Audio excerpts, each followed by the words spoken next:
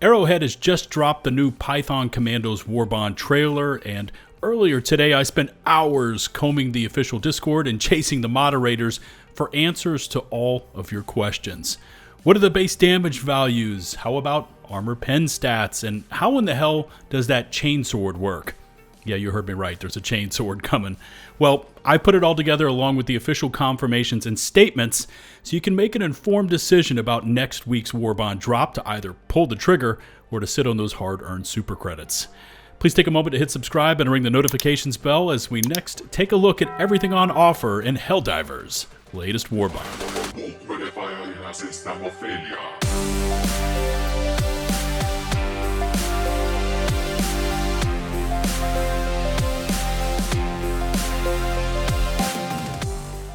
Okay, as many of you have already heard, Arrowhead dropped a trailer for their next Warbond, and surprise, it is not the redacted regiment-themed one that was floating around and getting everyone copyright strikes on YouTube.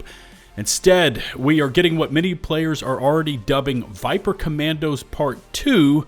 but here they've slightly changed up the name to Python Commandos. Now, because I'm no longer in the studio content creator program, I got all of this at the same time as you, but what I've been doing is spending the better part of the morning tracking down the non-publicized stats about the gear and weapons, so you can know ahead of time what you're getting in terms of armor pen values, damage, and a whole lot more. So you can make a more informed decision about the offerings in this Warbond and decide if it's worth your hard-earned super credits. So first things first, here's what the actual Warbond card looks like. And this has already been announced as a premium Warbond, so expect it to run 1,000 super creds like normal and not be one of those 1,500 super credit legendary Warbonds. Now, within Python Commandos, we're going to get 2 armor sets, 1 primary weapon, 3 stratagems, a new armor passive called Rock Solid, 4 new chameleon camos, 2-player banners, 2 capes, a front-leaning rest position emote, which for those of you who do push-ups, that is a plank position that turns into a 1-arm push-up when activated, and finally, you get the Python Commando player title. Now, personally, I'm not the biggest drip lord out there. I like a good, clean look to my armor, so I don't really comb over these cosmetics like the banners, capes, or emotes, instead choosing to get what I see as the meat and potatoes of any Warbond,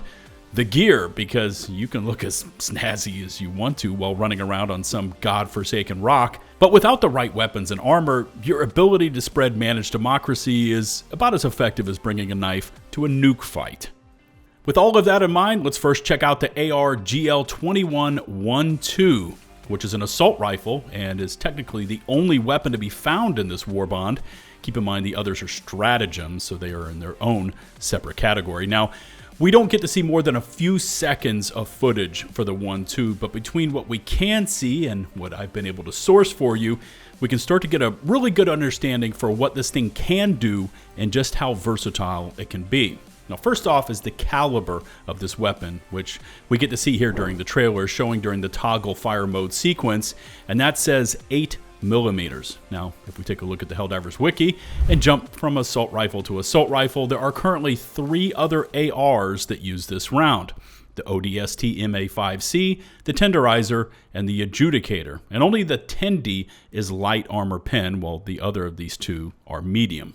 First off, we now know that the assault rifle in this Warbond will be light armor pen, so that is AP2, but I did ask about the base damage and got a response from Mitchimus that says, quote, it's on par with the Adjudicator, lower than the Tenderizer, higher than the MA5C. So, if the MA5C is the lowest here of those 3 at 90 base damage and the Tendy is the highest at 105, then the description of being on par with the Adjudicator at around 95 base damage is what to expect from the 1-2.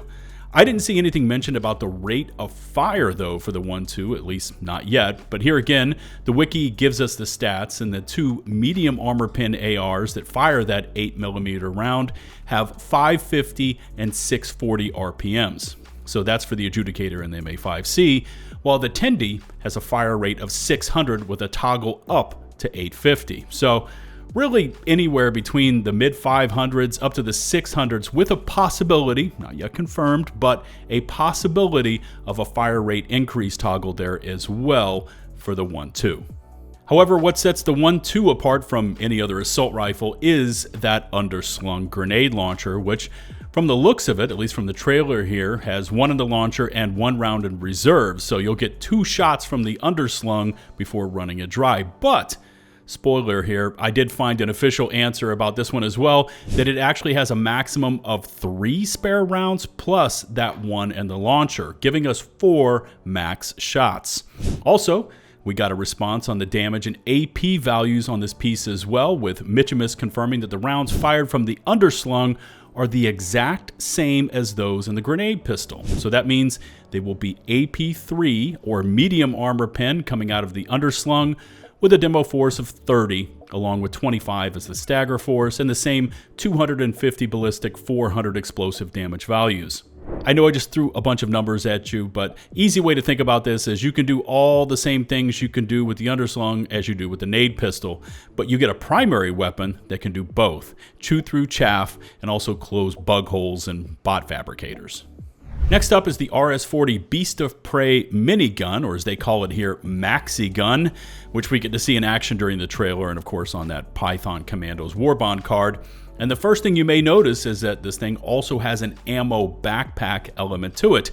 which looks to be exactly what the community has been screaming for. Now, the question had already been asked before I logged on and into the Discord about the minigun, but it was then confirmed to be AP3 or medium armor pen. However, we also found out, since someone in the Discord asked about it, if the minigun can be reloaded and or refilled, to which Mitch did say that, quote, "It is expendable once you have shot all the rounds, no reload mechanic."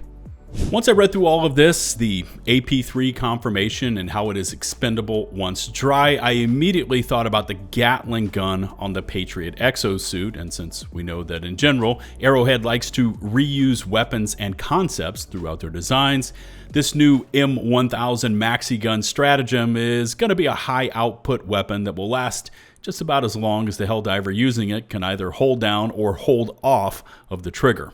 Now, the Patriot minigun has 90 base damage, AP3, and 23 durable damage, and recently had its Gatling gun buffed from 1,000 up to 1,350 rounds. But personally, I can't see us carrying even 1,000 rounds because of the weight issues, although that would be actually sick. But here's a great question for chat. How many rounds do you think the Maxigun will allow us to burn through before running this weapon dry? Drop me a comment, and let's see where the community lands on this one. Stratagem number 2 is the curious-looking CQC9 defoliation tool, aka the Chainsword. And this thing looks pretty chunky, although it looks like the Helldiver in the trailer is only going up against a brood commander and later on diving over the top of a scavenger while turning it into a pool of interstellar jet fuel. If it is a brood commander, that enemy type has unarmored legs, while the claws, main body, and head are all AP2 or light armor. Also, pay close attention to how the diver slashes with the chainsword, dispatching the enemy in just one swipe. And this plays nicely into the new information I was able to get for you on this weapon, as it is now confirmed that as a melee weapon, it starts, let me say that again, it starts as AP3 or medium armor pen, just like every other melee option in this game, but goes up to heavy armor pen or AP4 as you grind against an enemy. That's probably why that swipe from the trailer with the chainsword tore through that brood commander, as the sword's AP value is higher than this enemy type. But this also technically means if you were to, say, stun lock a charger and then grind against one of its legs, you could eventually kill it. No word yet on the speed and handling of the chainsword, or if it has an overheat cooldown mechanic, but I was worried that a melee stratagem would only have armor pen 3 like the other melee options, and now we know it starts there and then progresses up to heavy armor pen, which I think is overall pretty cool.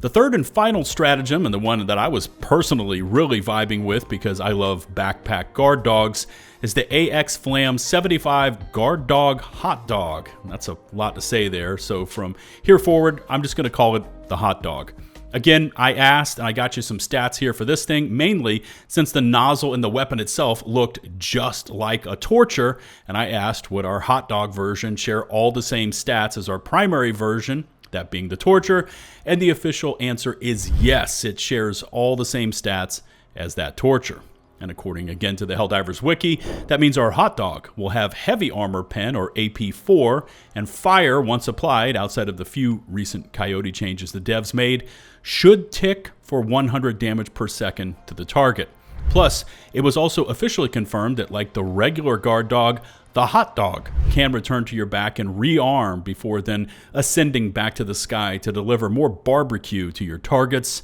So again, unlike the Maxigun, this thing just keeps going and going as long as it has enough fuel. And finally, we do have a bit of behind the scenes about the new armor sets as well. First off is that included in the Warbond will be the light armor, which is the RS-20 Constrictor, along with the heavy set, which is the RS-40 Beast of Prey. Mitch also confirmed earlier in the official Discord that there will also be a medium armor set for sale, so at least we know that the new armors will feature a set for every taste a Helldiver could want. Unfortunately, though, the armor passive of Rock Solid is still a little bit of an unknown. The PlayStation blog says that Rock Solid makes you more steadfast against staggering and ragdolling attacks, but I haven't been able to find any actual specific values or further descriptions as to what and how it does its thing. In my mind, an armor that can reduce how much we get staggered, which is like when those alpha commanders charge up and our screens go all blurry, along with less ragdolling in general, yeah, I guess that could be an interesting armor passive to use, but I'd have to see it in action.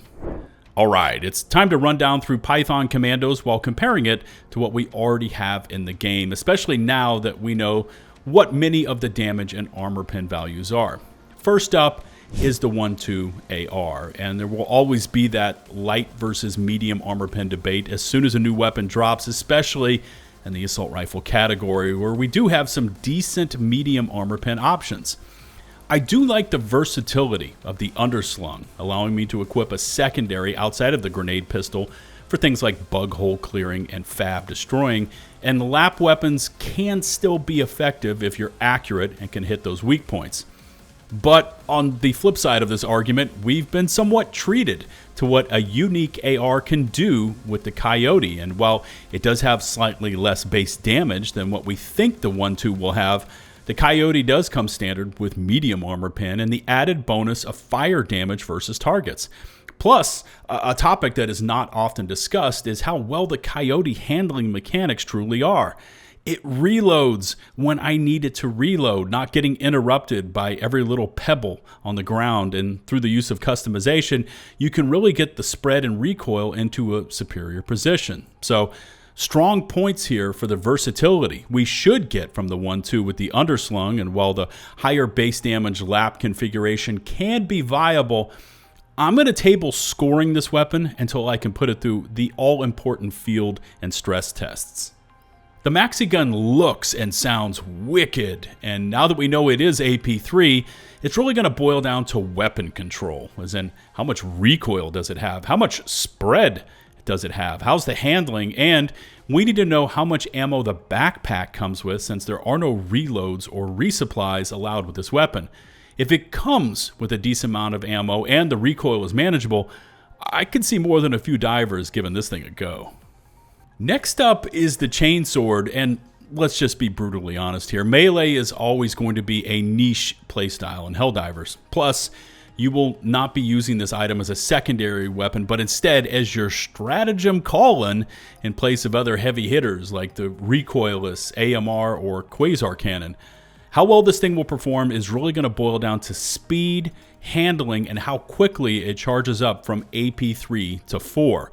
Plus, and I don't know if everyone noticed this point, but it is a two-handed melee option. So there will be no ballistic shield plus chainsword builds out there for us to use. Still, if you can get into a spot where you could potentially funnel in a huge amount of chaff on, say, one of the forest biomes, this thing could lead to some only in Helldivers moments. The hot dog, though, looks like it could potentially be the X factor in this Warbond, at least to me, as it is essentially a floating torture sharing, and already now confirmed by the official Discord, all the same base stats with that weapon.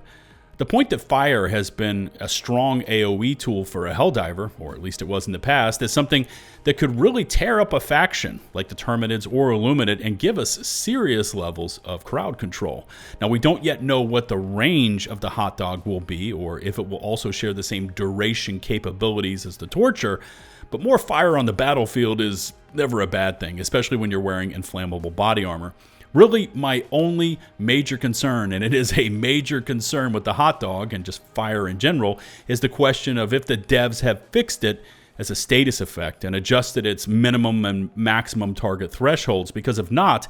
we could see the hot dog hosing down targets and then just walking straight through it like they've never heard of the element of fire.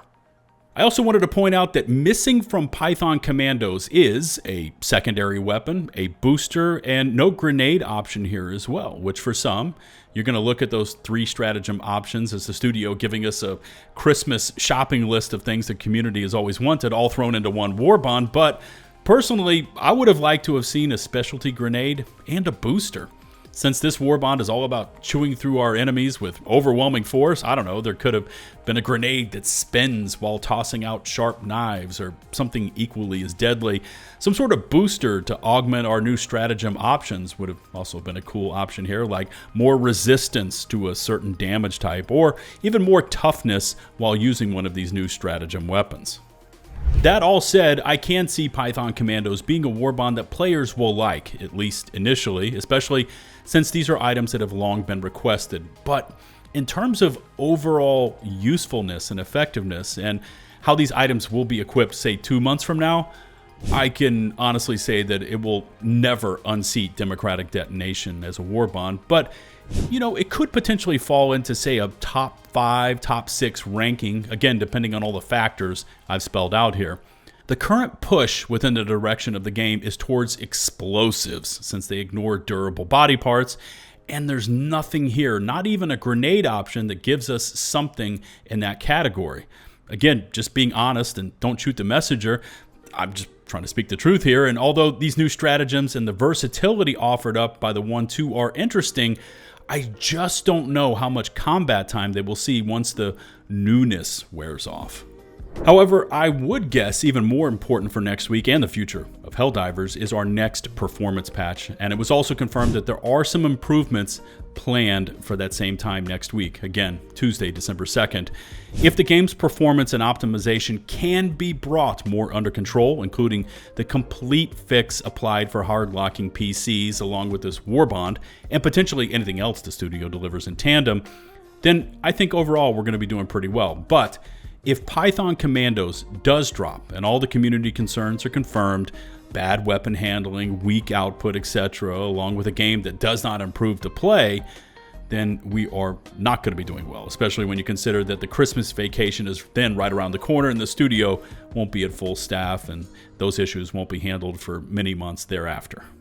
But yeah, there you go, my honest take along with quite a few stats to help you along the way and make that informed purchase decision. I look forward to your comments and feedback, so please drop a comment and let's talk about anything Helldivers. Remember to hit subscribe and to ring the notifications bell to receive my future upload alerts. A massive and heartfelt thanks goes out to all of our current channel members, for without your support, content like this would not be possible. And until the next one, this is 𝗛𝗶𝗹𝗶𝗀𝗍,